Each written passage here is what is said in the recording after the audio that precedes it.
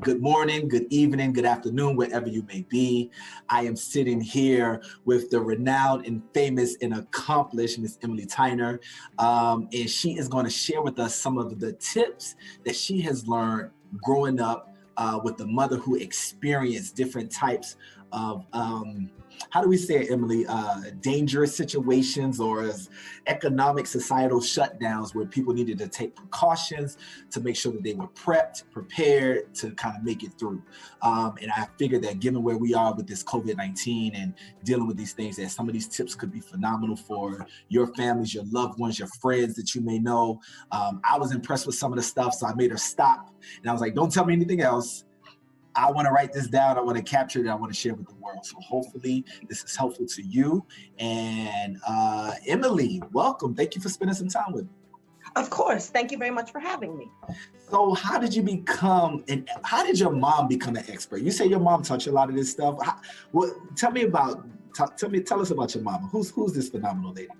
Okay, so the background on my family is that they are Belizean immigrants. Okay. I'm a first generation American. Nice. And I'll say that her experience and her lessons to me that are sort of now ingrained in how I behave and how I act, specifically in natural disasters and impending natural disasters and what we have right now, which is a little bit more than a natural disaster, I would say. Yeah.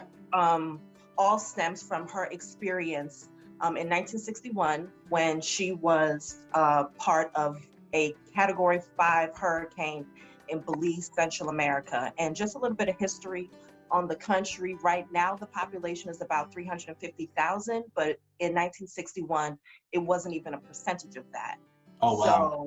So a Category 5 hitting the city, a direct hit, was devastating. It was devastating, and it used to be the capital, and they actually had to move the capital inland because of this devastating hurricane. So wait, what is a Category 5? What does that even mean? Category 5 hurricane, it talks about wind speed, it talks about the intensity of the rain, how long it's going to be over the land. Okay. But mostly they're talking about wind and power and size, also the size of the hurricane. Wow. Okay. Gotcha. So this was a Category 5. You said it was 150,000 people there in the city? Around in the city. No, that's in the entire country. So in the city, now there's 350,000 people in the entire country. Oh, wow. Okay. Right. Very small country. We're a rare breed. Mm-hmm. Back then in the city, there was probably less than 10,000 people in the city at that point in time, for sure. So your mom is there, her relatives, her friends. There's this big, huge Category 5 disaster that's coming straight towards them. And first of all, how old was mom back during this time? Mom was 8 years old. 8 years old. So she's a little girl living through this. Mm-hmm. And what was her experience? Did she tell you about how it was for her back then? Absolutely. It's something that I don't want to say it traumatized her, but that was because of the preparedness of my grandmother, who was in charge of the family at that point in time. Wow. But it definitely affected her in a way that has proved very helpful, specifically in quarantine time, and me preparing for taking care of her and other grandparents and things like that during quarantine, for sure. Gotcha. So your grandmother probably had lived through this herself a time or two by this point? That's my great grandmother. My grandmother, her mother was living in the States. She came to the States that time to send money back to sort of help out with the family. So it was just my great grandmother and my mother. And my great grandmother had lived through a hurricane that was the deadliest hurricane ever in Belize in 1931, and had already prepared, had already known what to prepare and how to prepare for that type of thing. So we have a great grandmother who lived through one of the deadliest ones in 1931, who grew up her daughter, your grandmother, right? Grandmother grows up, grandma goes to America. But before she goes to America, she has your mom. Mm-hmm. Your mom is growing up in Belize. Your grandma is here in the States sending money back. So we have, and before, by the time we get to you, we have 4 generations of Belizean women who have taught and shared and passed down these tips for making it through disaster type situations. Kind of maybe similar to what we may or may not experience, but I guess these things could fit the bill no matter what it is that we're living through. Well, I think it's a baseline of readiness, specifically because back then and now it's considered third world country. So if you're getting third world prepared, you'll absolutely be first world prepared. Wow. So let's jump into it. I love that. As an aside, I always have a problem with the term third world. Oh, I hate it. Because it always has this baggage of different things that have nothing to do with it. Intelligence levels and all of that kind of stuff. And I think that's such a, if I just get on my high horse real quick, that's such a sheltered, arrogant, if I may, Americanized, if not westernized view, but at least I can speak for American society. And we got to do better. Having traveled a little bit in my adult life and gotten to meet so many phenomenal people, I'm like, man, we don't even have a clue. So anyway, I hear what you're saying. And at the base level, these tips probably could work for anybody, regardless of socioeconomic level, where they are in the country or in the world. Yeah? Exactly. Let's jump into it. So Emily gave me a list, you guys, of things that her mom, your mom is Miss Audrey? Yes. Gotcha. Audrey Gillette. Audrey Gillette. So Miss Audrey Gillette has this list of 7. Okay, so the title, you got to help me with the title. The title is Audrey's Attic Hurricane Tips. What's the attic about? Because people keep memories, traumas, feelings, all that type of thing in the attic. So this is her experience. This is her attic information. Like if you go up in the attic and you shuffle around, that's what I did. I shuffled around my mom's attic. Wow. And in life, and then, for this list, and this is what I've come up with. Oh my goodness. Okay. So I'm going to read through this list for you guys real quick, and then we're going to go through and break them down. Then we're going to recap them and get on out of here. Right. So hopefully these things are helpful to you, for your folks, and for yourself. All right. So there are 7 of these. Audrey's Attic Hurricane Tips. Number 1, the pre-plan. I don't really know what that is. I'm going to learn too. I got my pen. I got some note paper here. The second thing, fresh water collection and storage. The third thing, communication, a battery operated radio and extra batteries. I don't even have that. I hate to say that. Need to get better. Number 4, food, small, complete, and satisfying. I wonder what your mom meant by that, Em. I would love to get into that. Number 5, travel. Be prepared with supplies for 10 days. What kind of supplies are helpful for travel? Besides a tank of gas, I don't know. Number 6, a warm blanket. And number 7, a memento game activity book. I guess that's just not to go stir crazy when everything's shut down, I'm guessing. I don't know. So with that being said, did I get them all, Emily? You did, yeah. Perfect. Feel free to take it away. Number 1, what is the pre-plan? Okay, so the pre-plan, just like writing a template for anything, when you're like a brainstorming session, anything like that, the pre-plan is the most important step, specifically for natural disasters, because they can be so unpredictable. Okay. So the things that you're thinking about in your pre-plan is where you're going to hunker down, where's going to be safe. Okay. And how long it's going to take you to get there, how many people are going to be there with you, to take those type of statistics. What's everybody's health, what's everybody's sort of health status, also physically, who, is everybody elderly, take ages, that type of thing.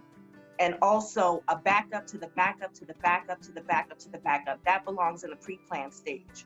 So for instance, I live in New York. I've lived in New York for the past 14 years. I found out about this virus in January. That's when I started my pre-plan, getting supplies long before it was like, oh, everybody get your this, get your that. That as soon as you have a feeling that something might happen, because best case scenario, nothing happens. But worst case scenario, you aren't in a long line, getting sick, have the possibility for violence, that type of thing. All of that is part of the pre-plan. So my pre-plan was to, okay, I know that I'm going to have to clean out my apartment, make sure that I'm eating all of the perishable groceries, because I don't know when I'm going back home. And that is very real now. People who are quarantined outside of their homes don't know when they're going back. They think they know when they go back. But if the government decides for our safety or for other reasons that they don't want any cars on the street, no travel, the guards are making sure that everybody stays inside. You can't get back home. And you may have somebody that's close to your home or something like that. So clearing your space. So, okay, go to my house, on the third shelf in the top drawer, there's a key to the safe that has this type of stuff. My records are in a lockbox that is waterproof, fireproof, those type of things. That belongs in your pre-plan. You should be putting all of your most important documents, your birth certificates, your social security card, that type of stuff needs to be safe, because if for one reason or another, there's computer hackers and internet hackers and things like that, where there's no proof of who you are. The only thing you have to say who you are your original documents. Wow. That's part of the pre-plan. Can I ask you a question? Given a situation like this, right? Hurricane, everything maybe is underwater or knocked down. Whatever we're dealing with this COVID-19 potential society economic shutdown, where are some places that people can go? Because if everybody's kind of dealing with the same thing, where is there to go in your experience? The safest place to go is where there aren't a lot of other people. And it's sort of lofty to think about, because some people don't have the ability to go where there isn't a lot of other people. But the safest place to be is not where there is going to be a struggle for resources. It really is the safest place. So what do you mean by that? Like out in the wilderness, in the woods somewhere, like in a forest or mountain? Exactly. And that's why, one, that depends on the natural disaster, because the last place you want to be is an open field, when there's like a lightning storm, because you're going to get hit. Right. But for the most part, yes. And when you think about people who built these like end of world bunkers and things like that, it's always in the middle of the woods because of security. And that's something that hasn't quite escalated yet during the quarantine time, but I promise you it definitely will, because people are going to get desperate and people are going to get scared, and being away from people allows you to be able to manage the safety and security of where you are, the barrier. You can see people coming from every angle. It's like having cameras all around your house. If there's no blind spots, then that's when you're the safest. And the best way to stay away from blind spots and to stay away from that is to stay away from other people, really. Stay out of populous environments, i.e. New York, which is a hot zone right now. Yeah, because it's so densely populated. Wow. So I actually was kind of running through my family, and I was trying to figure out who should do what. And Alex, so I'm just kind of taking notes. I hate to say this. I knew that when you first mentioned this to me, I knew it was something that would be helpful for people, which is why I asked, would you be willing to share? Right.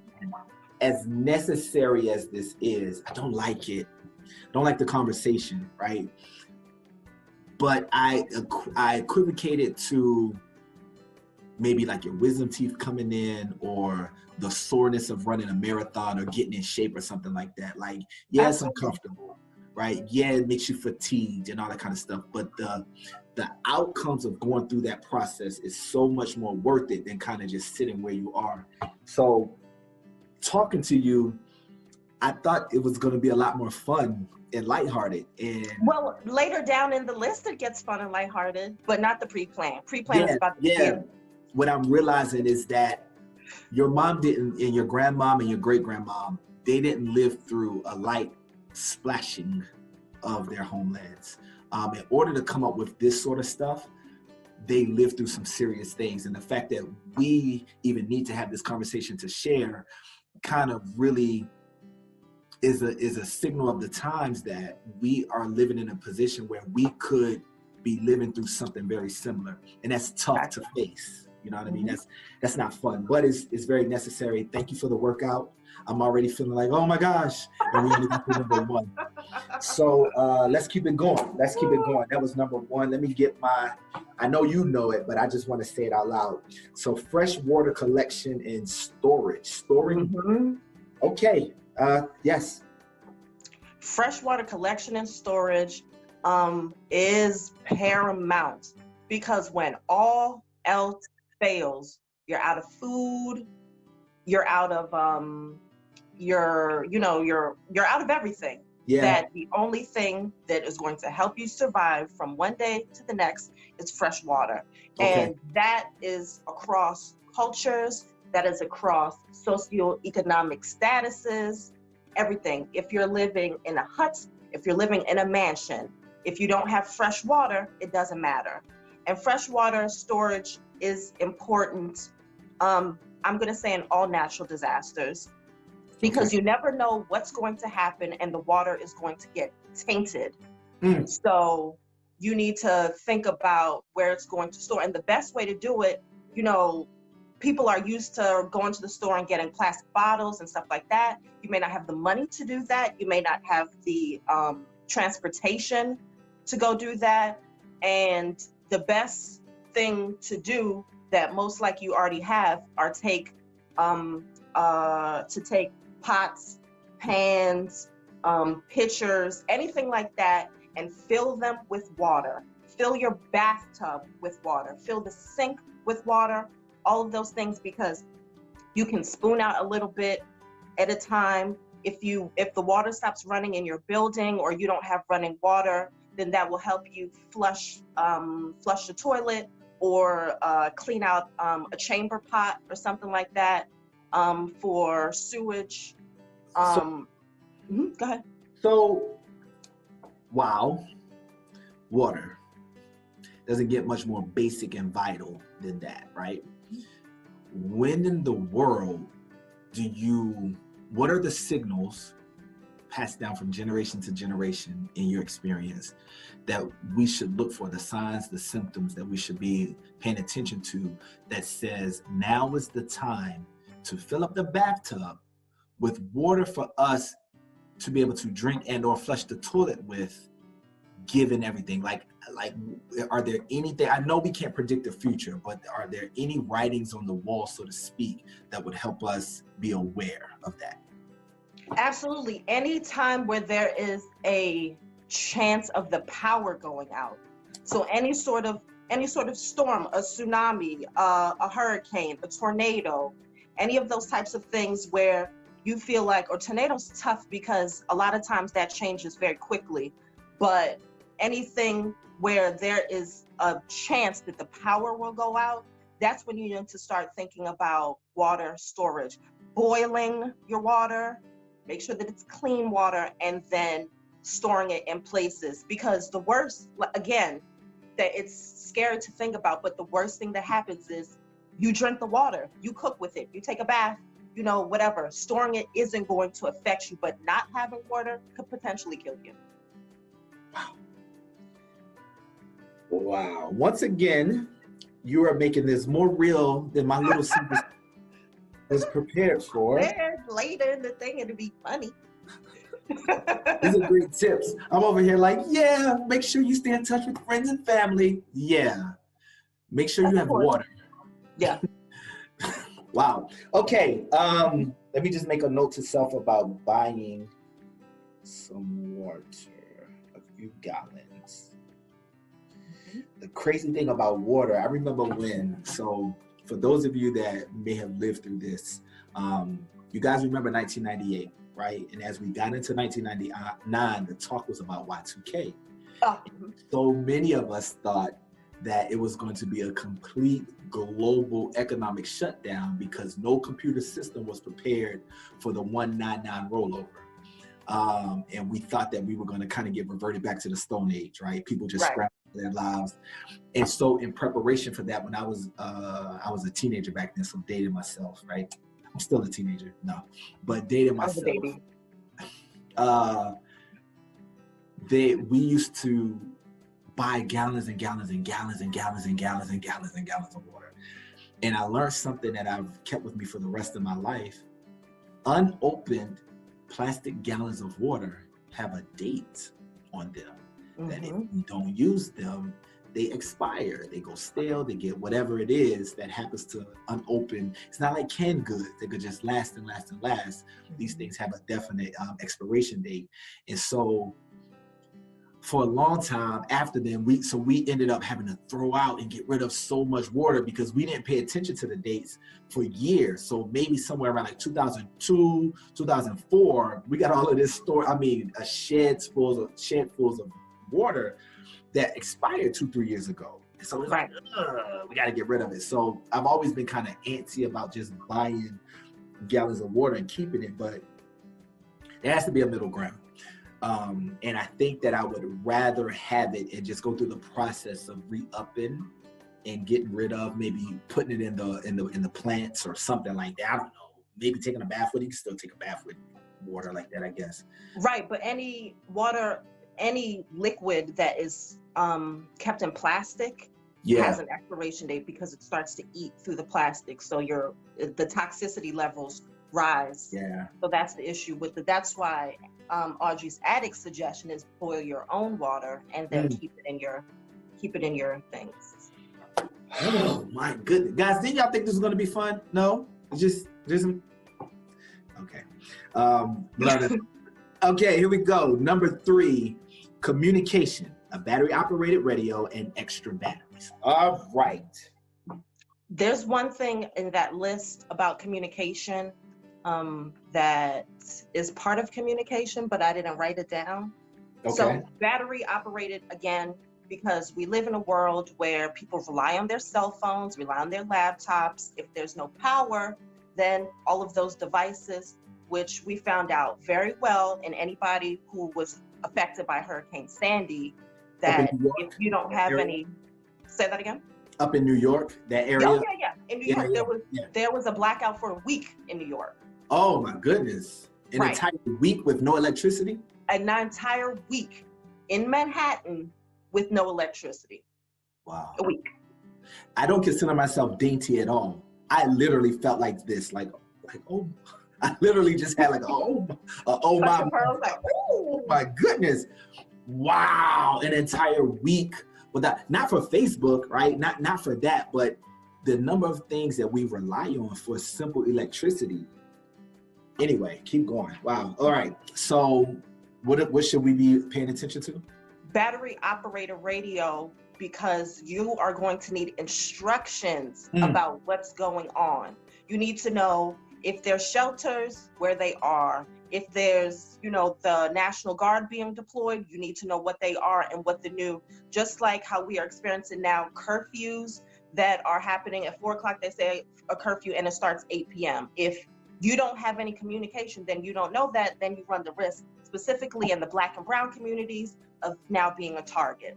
Oh my goodness. So that's really important to have that type of communication. Also, letting people know, it goes back to your pre-plan, letting people know what your plans are, where you're going to go, who you're going to be with, what sort of things you have stored.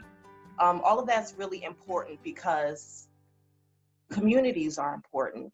Yeah. And that's part of, being connected to the community and, taking care of yourself, being prepared, basic preparedness. Wow. Wow. What I forgot to say about the communication is a light. That's another way. If everything goes dark, you need to have a light. Then you can't rely on your cell phone light if your cell phone won't charge. And if there's batteries or something like that, and you run out of batteries, then your flashlight doesn't work either. So the next step down is a candle, but then you need a candle and fire. If it's raining, if it's windy, that type of stuff, then what are you gonna do? What's the next step? The answer are glow sticks. Glow sticks. Nobody thinks about glow sticks, but they're so important because they can't be damaged by water. They don't need to be charged. And if something happens, something collapses on you or something like that, you have a glow stick that at least gives time for people to see where you are. Oh my gosh. I promise you, man, that is so simple, and it blew my mind. It can't be damaged by water. What if I don't have matches? What if the matches I had are wet? Right? Like any of those things, my lighter, my this, my that, but glow sticks in that go bag. They need nothing. In my go bag. Mm-hmm. I'm uncomfortable, and I guess I'm gonna keep saying, part of the reason why I'm sharing this is because it's so easy to see people online or in suits or those sort of things that look like they got it together, right? That look like they just live. And the reason why I'm sharing this is because there may be some people that are feeling this intimately and are scared, right? Yes. Some that may not be able to express it. And one of the loneliest feelings is feeling like you're the only one that's taking something seriously or being impacted by it. I know for me, my personality type, I'm very relaxed about a lot of situations. And so a lot of times the pressure on the impact of things doesn't really get to me. So I want to honor when it does, one, to show my humanity. I'm regular people just like all of us, and I appreciate this moment. And then two, a lot of times I come on these videos, Miss Emily, and I share thoughts and tips. I'm a student right now, right? And I'm realizing that my nice little shiny degree from here, my nice little master's such and such and such, ain't prepared me at all to think about putting a goddamn glow stick in a radio with a battery in my bag. It barely taught me how to write a checkbook, checkbook, right? The fancy degree. So I am so grateful to your great-grandmother, your grandmother, your mom, and to you for the knowledge that has been passed down so that we can share to some of us who get the opportunity to listen. So we send them love and blessings and peace. Yeah. And this is only number 3, so let's run through the next ones. Okay. This part is, is it exciting? I mean, food is always exciting. I like food. I'm a big fan of food. I don't know if I'm ready for this. What is this number 4? Food, small, complete, and satisfying. Oh, okay, I'm all ears. What does that mean? Small, complete, and satisfying means that the food that you have covers the basic needs that you're having. Carbs, which are important. People don't like carbs, but they give you energy, and protein. Carbs and protein. If you have your water with you, your carbs and your protein will give you energy and that type of thing. So depending on, this goes back to your pre-plan, what you're doing with your food preparation is affected by your pre-plan. So if you are going to hike through the Andes, then you need to be taking power bars, Pop-Tarts, energy drinks, Gatorade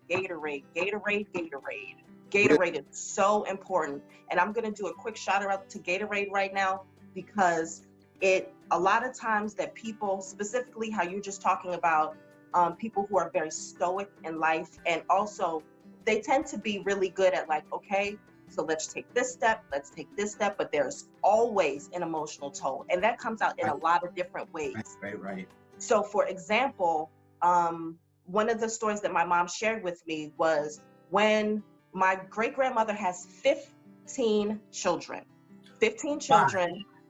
and then all of their children have children also. Yes. So imagine during a hurricane, when you're trying to manage 15 of your kids, and then your grandkids, and then yourself, the stress. And she was equally as stoic and calm and prepared. But one of my mother's memories of how it affected her is she had to use the bathroom constantly, and that gets really dangerous. And if you only have access to water at that point, then you're not rehydrating quick enough and it's not giving you the energy, i.e.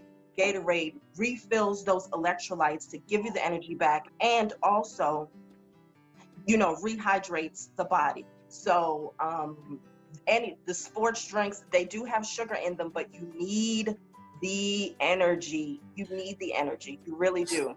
So you mentioned, wow, I didn't even think about using the bathroom. So let me just tell you how this is affecting me, just how much this conversation, right? A couple of tips ago, we were talking so much about water. I was like, oh, Jesus.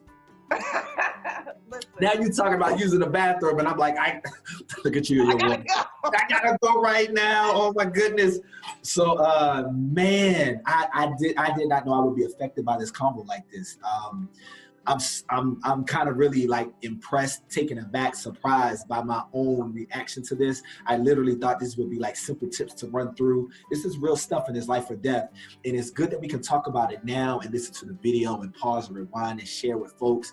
We want to do this now when we have time to process. Yes. Right? Yes. What we don't want to do is have to try to force feed this into our brains, into our psyches, into our habits and daily routines when it's too late, right?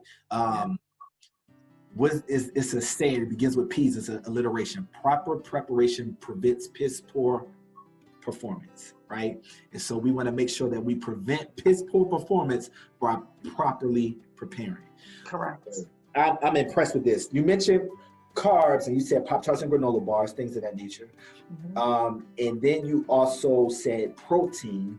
What are some suggestions of things that we can stop? Well, I'll start with vegans, because I'm sure they were like, protein, what are you going to talk about for us? Nuts, legumes, those types of things. Trail mixes are excellent. Raisins are great because they're a nice complex sugar. Also, and they don't need to be stored. Like you can keep them dry. They don't have to be, so things that don't have to be refrigerated. Don't pack fresh fruit. No, it sounds good and like, while I'm on this, I'll be having fresh fruit. No, you won't. You won't be doing that. You won't. It's gonna go bad. So dried fruits. Dried fruit is good. Mm-hmm. Also, for people who eat meat, jerky is good.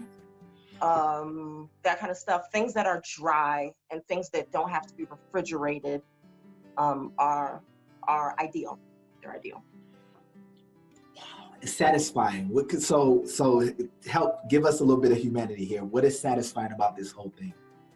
What's satisfying about those foods? Well, satisfying as far as if you know that you normally have 4 full meals a day, then satisfying needs to be a replacement of those 4 meals per day. And if you're thinking about like, and when I think about it, I think about what I can carry. People feel differently about when they're getting disaster prepared, but I think about, with my experience, what I can physically carry. Because if you have to run, something like that, what can you carry on your body? And people have to be realistic about where they are in their strength and where they are in, sort of that type of thing. That's why it's, it's helpful to exercise during this time. So, oh my goodness gracious! Talk about happens. Yeah. Mm-hmm. You are physically prepared. That's part of preparation too, being physically prepared. So thinking about that, like, okay, I have to leave, or I have to do whatever.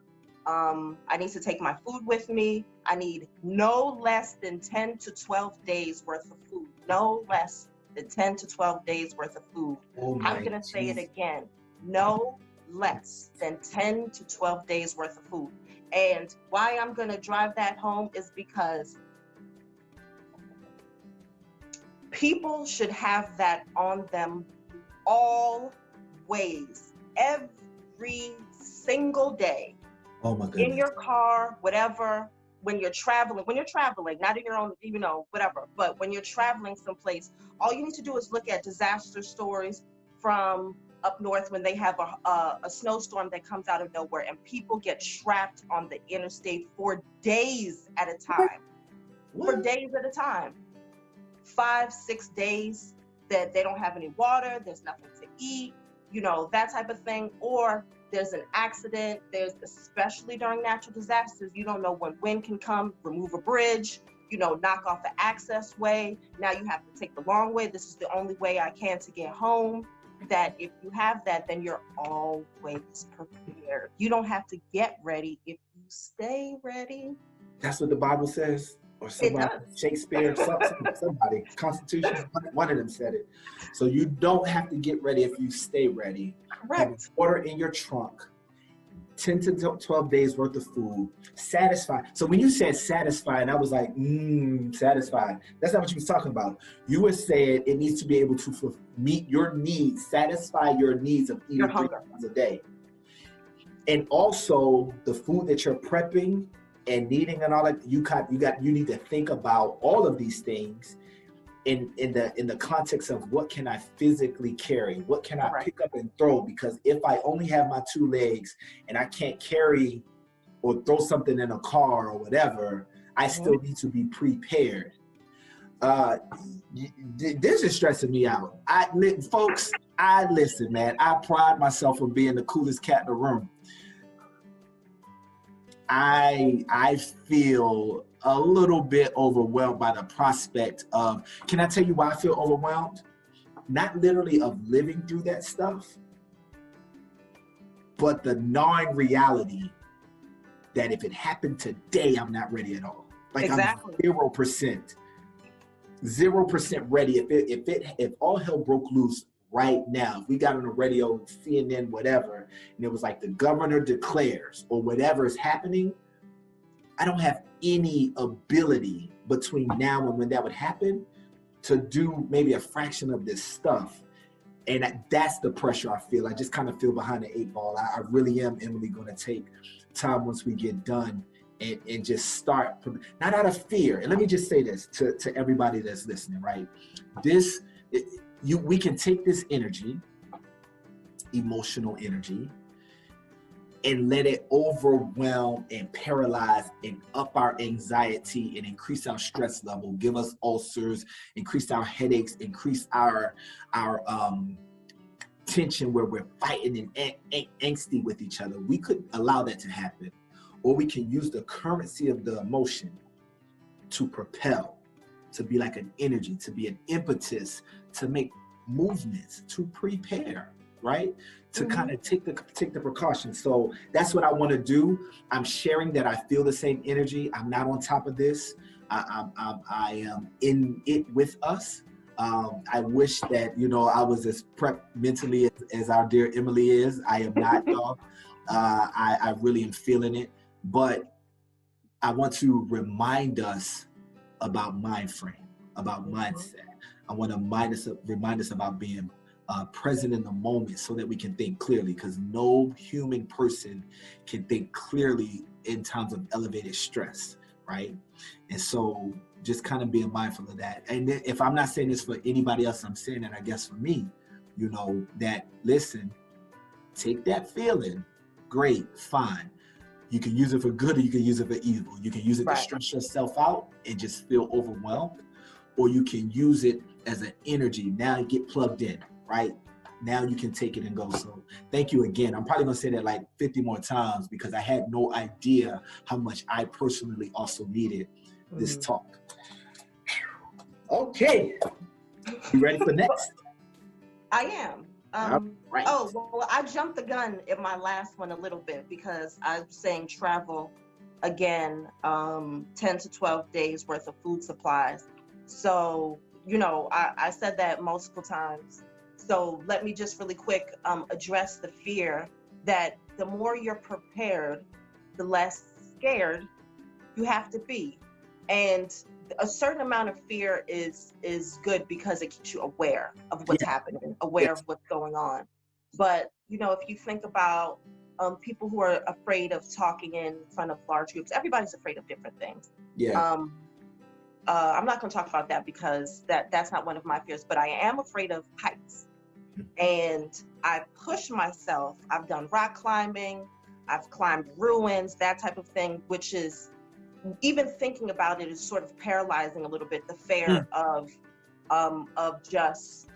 falling, of being out of control, you know, of seeing also seeing how vast the world is and how small we are. It brings on a little bit of fear for me. So being prepared, knowing that that I know the safety regulations, I know my equipment, I know where exits are, you know, like those type of things make me feel less afraid. Oh my goodness. That, I feel like that is what arms me not to feel, you know, because there's other things about quarantine that are, you know, that creep in, but the basic necessities is not something that I feel like I have to be afraid of. And I'd like to arm other people with that type of thing, because we have a whole host of things that we should be thinking about, but your basic necessities, your safety, you know, that type of thing shouldn't really be one of them, if possible. If possible. Oh, wow. That's real. That's real. Just kind of taking the initiative to expose yourself to it in order to not be so tense and afraid of it, right? Okay. The next one, number 5, travel. Be prepared with supplies for 10 days. You kind of touched on this. Keep us going. Okay, so that's supplies. All right, so let me just talk about really quick what supplies I mean. I mean food, I mean water, I mean your radio, I mean, oh, also gas. If you have a car, gas, put a gas can in the back, those little 5-gallon gas cans. You never know where that extra, you know, those extra couple miles are going to take you. And I've been, you know, I travel a lot in lots of different places, and being in Mexico in the middle of the night when there's not a gas station for miles and miles and miles, and just, you know, because you could be afraid then, or you can have a gas can in your trunk then, fill up the gas, and then get to your destination. That you have in your pre-plan, pull where people are going to go. In your car, you have your fresh water. You communicate when you get there, and you got a snack once you reach. You got to do what? Snack. Snack? You have a snack once you reach because you have prepared. Gotcha. Mm-hmm. Wow. A snack. Did I say that I don't love this conversation? Did I say that? You did. It's kind of, remember Home Alone, y'all? Y'all remember Home Alone? I feel like, that's how I feel. Okay. All right. Number 6. He was prepared. You said what about prepared? He was prepared. Listen, little Macaulay Culkin was able to, listen, he was a genius with that stuff.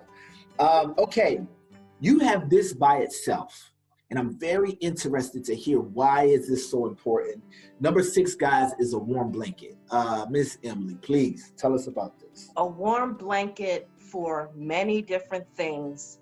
I'm going to talk about the emotional side since we've been talking about a lot of logistics. Yeah. Having a blanket that you own, that is yours, that smells like you, that you remember when it was bought, you know, those types of things are a huge comfort in a crisis. And if you think about, I'm just thinking about an experience that a warm blanket, but the actual best blanket to have is an all-weather blanket that you can get from like REI or one of the other outdoor stores. That is a warm, cold blanket that has a reflective side that will, you know, that is more temperature controlled. So the blanket can be, the reflective side up will keep you warm. The sun will heat up the blanket, or reverse it, and then you just need to be covered. But if you think about, you know, all of the different places that you can end up, that if you're ending up in a shelter, or you're ending up in a friend's home, or you're ending up on the street, that you have a blanket or something that is protection. And people know that, most people who like really cold environments when they sleep and stuff like that still have a sheet or something that is covering. And there is a basis to that about security and just being comfortable and present. you know, presence in the moment. Presence. Yeah, I never thought to bring a blanket. And I didn't even know there was a such thing as an all-weather blanket. Like Yeah. you just kind of this. I had the same thing with the glow sticks a few tips ago. Like sticks, an all-weather blanket exists. Okay, okay, okay. All right. So add this to the list. Wow, thank you for saying that. I have a friend of mine. I'm going to not use his name because he is one of those, he's a prepper, and he's been saying this kind of stuff and living this kind of lifestyle of preparing for like 10 years, right? And like a little bit has always seemed enough, and he always seemed like he was like 70 times more than the little bit of like, oh, okay, like come on. He said so much of this stuff that you're sharing, you know what I mean? So, and he has military training and some special forces training. So, your mom and grandma probably were special agents. You just never knew it. Like they help keep you safe. Okay, we are at number 7, guys. And I know this was a rather long video. I hope that the conversation between Emily and I was engaging enough that it helped this go by. Maybe you listened to this while you were driving. Maybe you were just laying in the bed. Maybe you said this in front of your family members. You said this to some of your friends. Sometimes I have a friend of mine. She's living completely by herself. And she doesn't have the dependents or the pet. She doesn't have anything. And sometimes convo like that Emily and I just shared, if you send this sort of stuff to them, sometimes it feels like they're in the room. It feels fun. It feels like I'm a part of something. So is there a Wikipedia page somewhere that lists these things? Sure, right? Sure. Like I said, my friend has been saying these sorts of things to us, to our group, for about 10 years or so.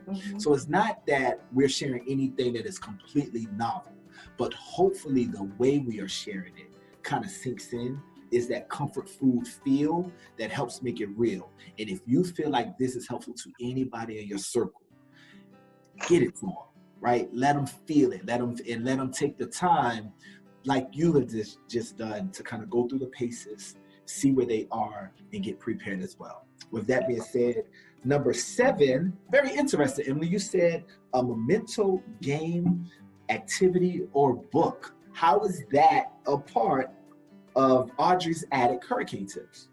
That is actually, I don't think I can underestimate or talk about how it's so important. Okay. Because we are humans. We're humans, and we are very connected to different things. And for some people, they're connected to exercise, or they're connected to reading, or they're connected to figurines or stamp collectors or something like that. Something that makes them feel uniquely themselves. So this memento part is something that you feel like speaks to who you are uniquely. And that can be a lot of different things. And I'll just talk really quick about my experience, because for most people, I pray that they don't have to find a memento the way I did, which was during a disaster, like, okay, what was with me will now forever be something that is, when they talk about, like, if your house is on fire, what do you run back and get? You get one thing. You're not grabbing your clothes. Right. We'll assume you already have your cell phone, that type of thing. Your cell phone categorically doesn't make you special.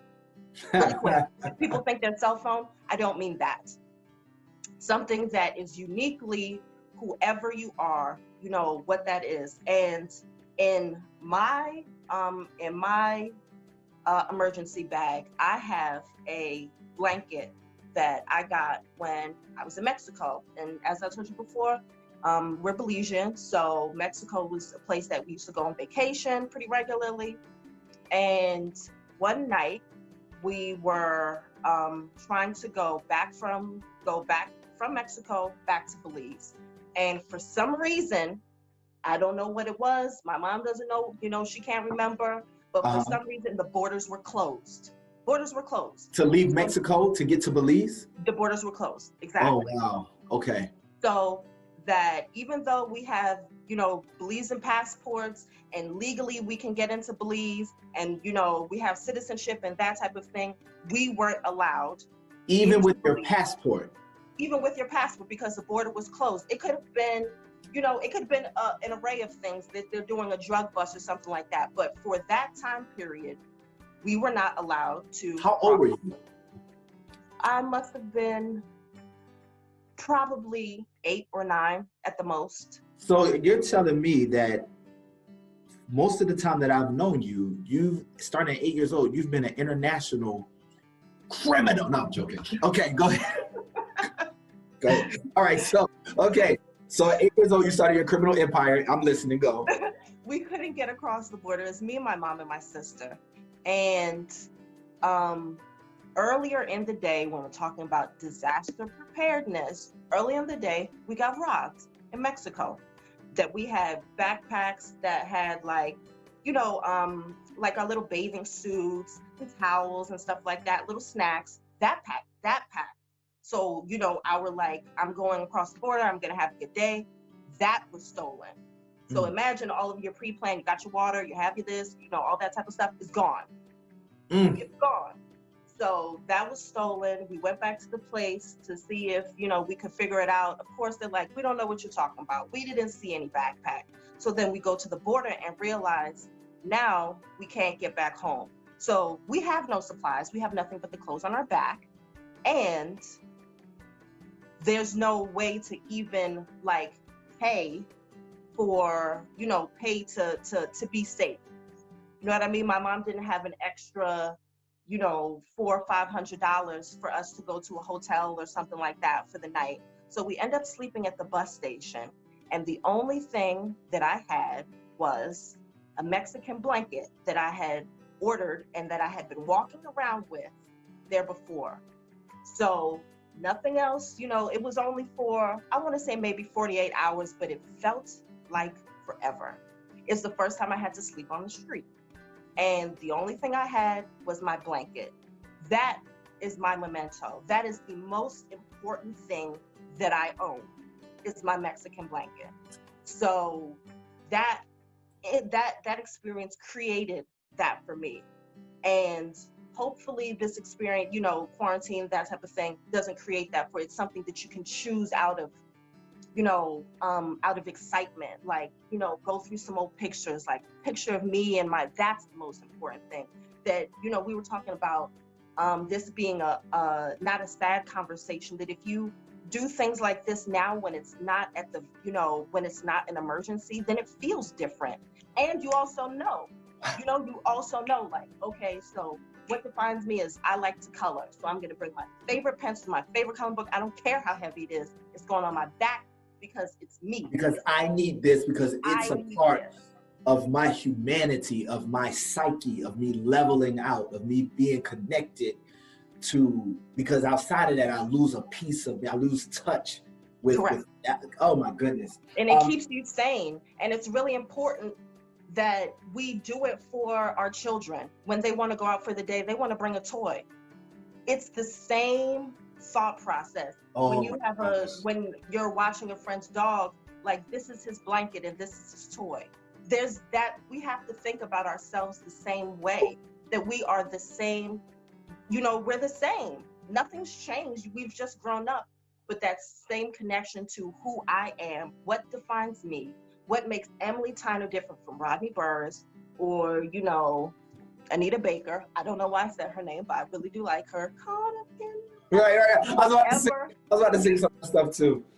Right. That what makes you uniquely you. And when, God forbid that you're in a line for food or you're in a shelter and everybody is just your patient number one, your patient number, your attendee number, that you have something to hold on to remind you of who you Of were who you before this are, and who who you you're were going to before be this. after.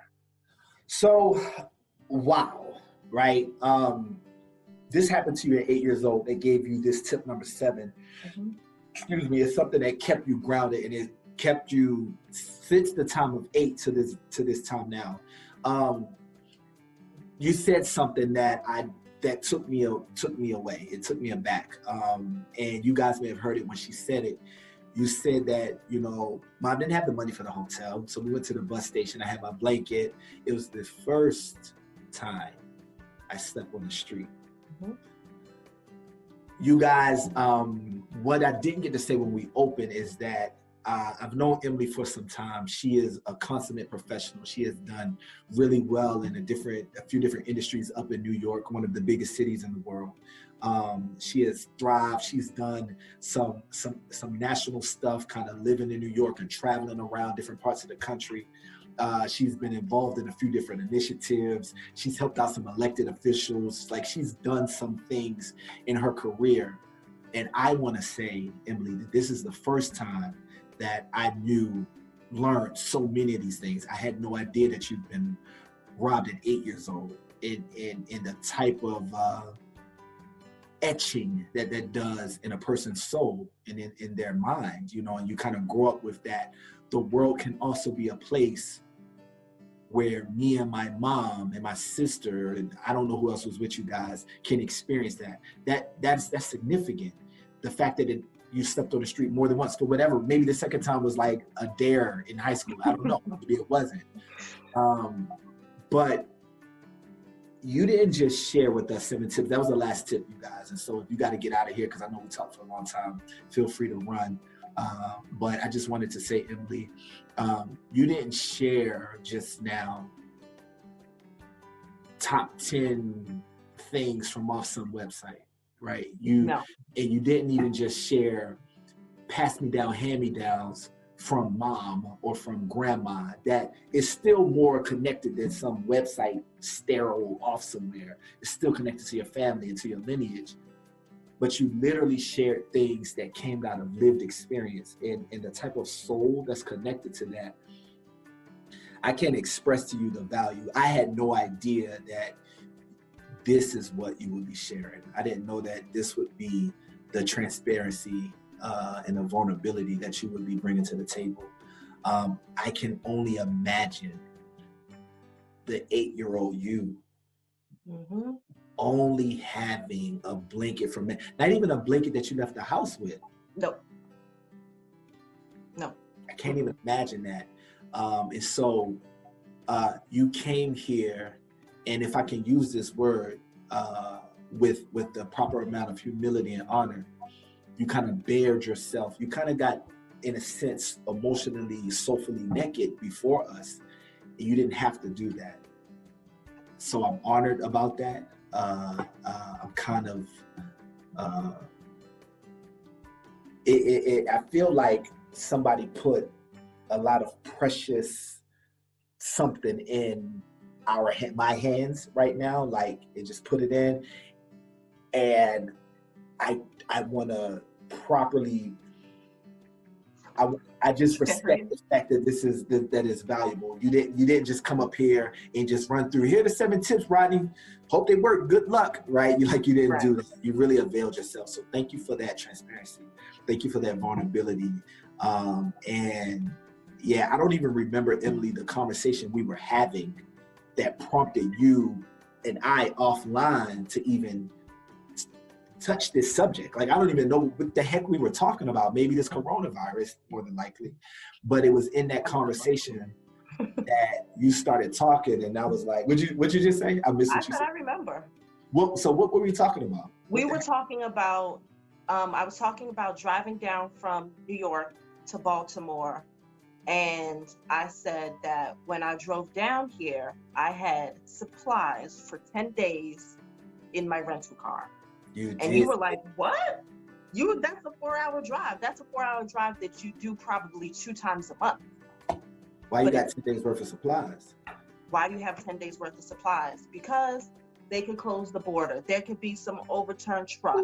There could be, there could be a million different things. But what I need, and part of my pre-plan, was to make sure that my mom's not worried about me, and I'm securing myself to know that it doesn't matter. There's no fear when you're prepared. I'm not afraid of, there's nothing that can completely throw me for a loop, you know, otherwise some, you know, really aggressive violence. But at that, you know, then there's nothing but you and your maker at that point. So everything that you can do in your power, you should be doing. I have one other thing I want to say. And I have one question, and then I guess we can get on out of here. But yes, Neff, please jump in.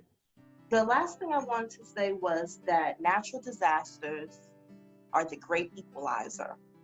And by that, I mean that it doesn't choose who it's going to affect or how it's going to affect, from the upper class down to the, you know, they call them lower class, working professionals, working class, underclass, underserved, whatever, that they're, and a rich person that's not prepared is having a much harder time than somebody who, you know, scraped together their change and made sure that they have what it is that they need.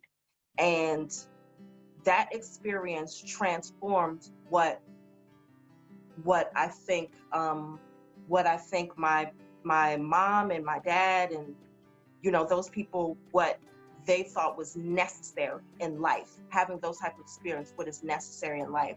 So in Belize, my family in those days were considered upper class. They were government.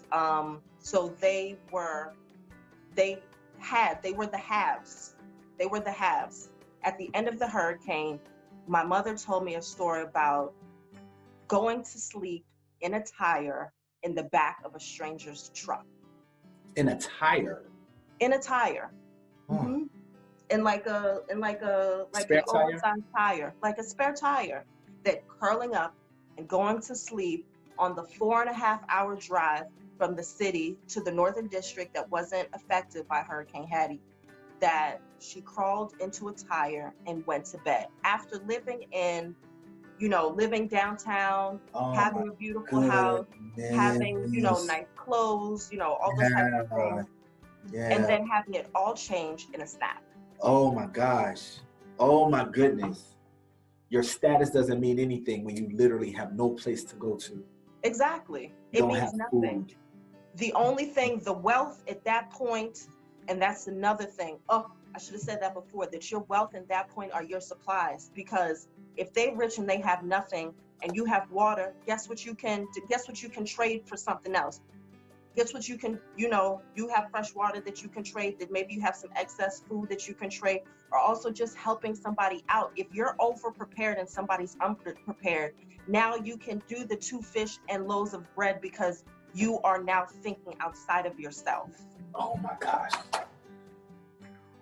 Oh man, can I say it one more time? I wasn't prepared for the realness of this conversation, man. I thought we would come on here, high five, share some good quick tips, a word of the day. And you just said your mom had to sleep in the back of a stranger's tire, in the back of a truck, curled up in a spare tire. Like it. All right. I don't know how y'all feel. This is how I feel. Woo! That's how I feel. Like, woo! I still got to use the bathroom. I still need some water. Oh my goodness. Okay, so Emily, I have one question for you guys, and this is a bonus for everybody that was able to stay through the end. I remember when we first talked about doing this online version. I paused that conversation. I was like, don't tell me no more. Let's do it and share it with everybody.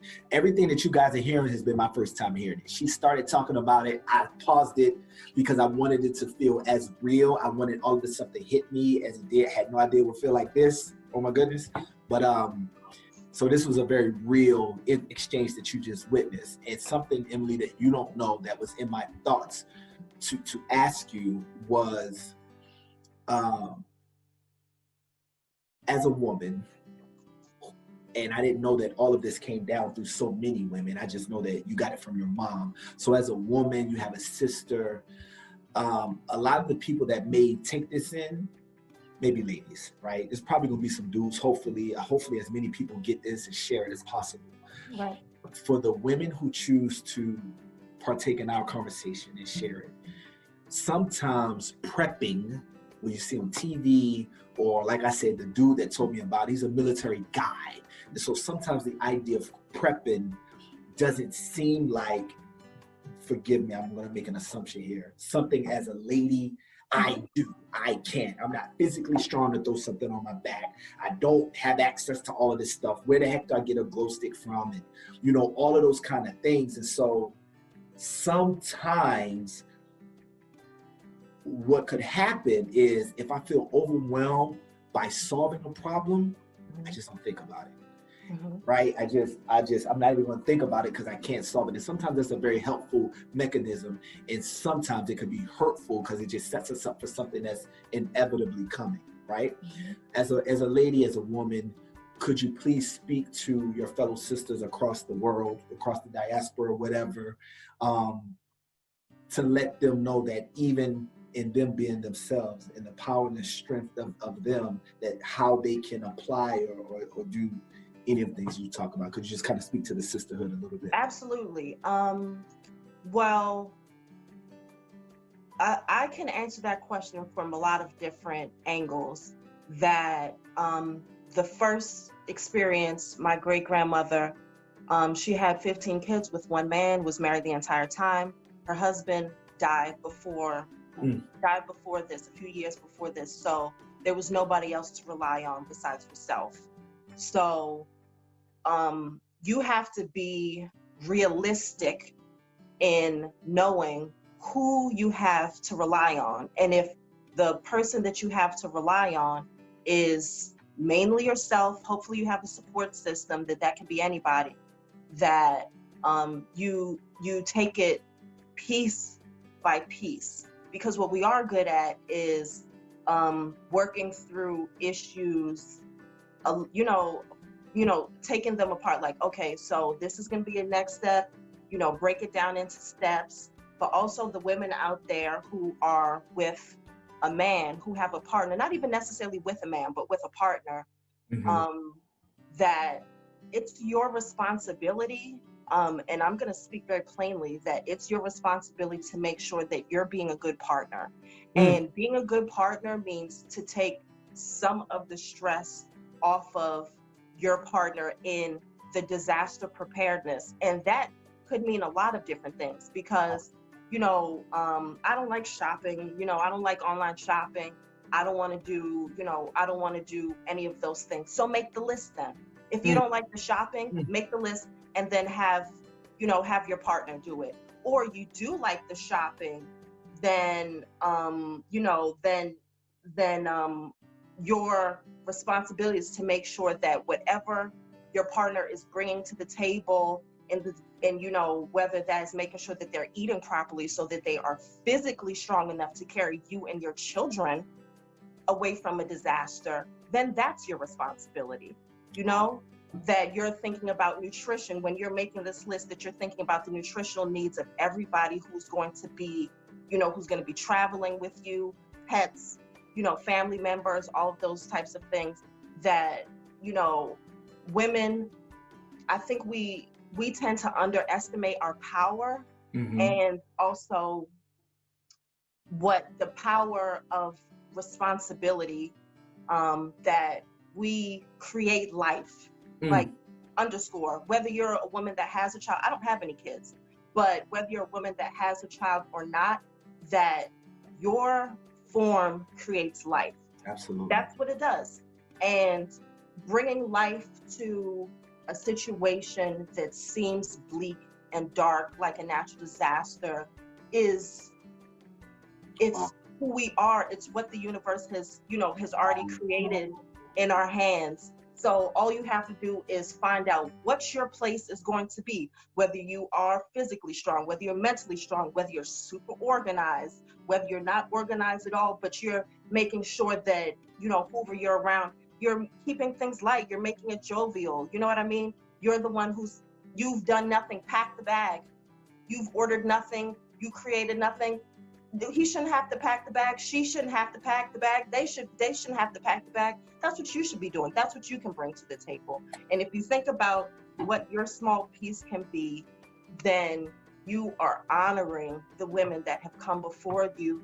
My great grandmother, my grandmother, and stuff like that. When I'm filling my car, making sure that they don't have to worry about me needing gas, cash, food, all that, that's how I honor them. And if you think about it like that, then it's a lot less stressful and fearful. Like, I'm doing this to honor, I'm doing this to praise the ancestors. I'm thoroughly drained. I started this conversation bright and perky, and I must admit that going through the mental, emotional exercises of this was adequately, if I may use the word, taxing. It was adequately draining, and it carried, I think, the proper amount of reality check to it. You know, I love what you just ended with, Emily, about my portion, and I know that people are different, right? And I'm not trying to put anybody in some big box, but I honor what you just said, and I value it, Emily. You said that our form, I'm speaking as a woman,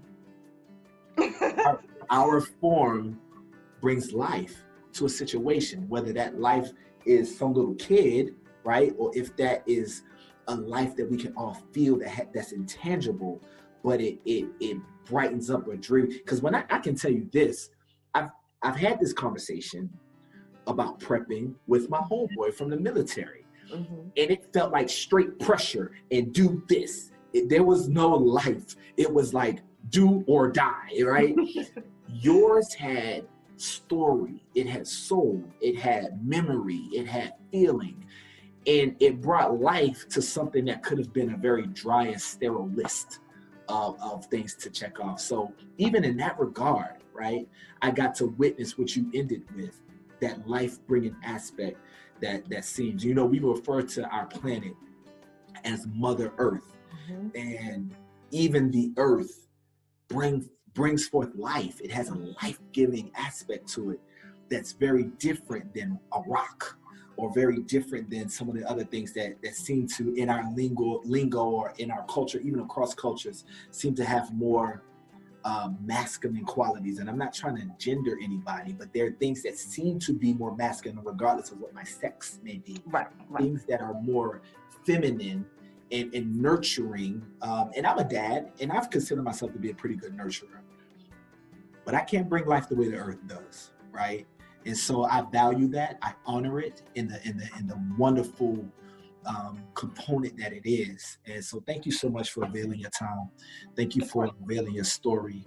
I swear this needs to be made to a movie, y'all. Somebody get in touch with Emily, you know, and get the script together, man. And wow, I don't have words, so I'm going to stop talking.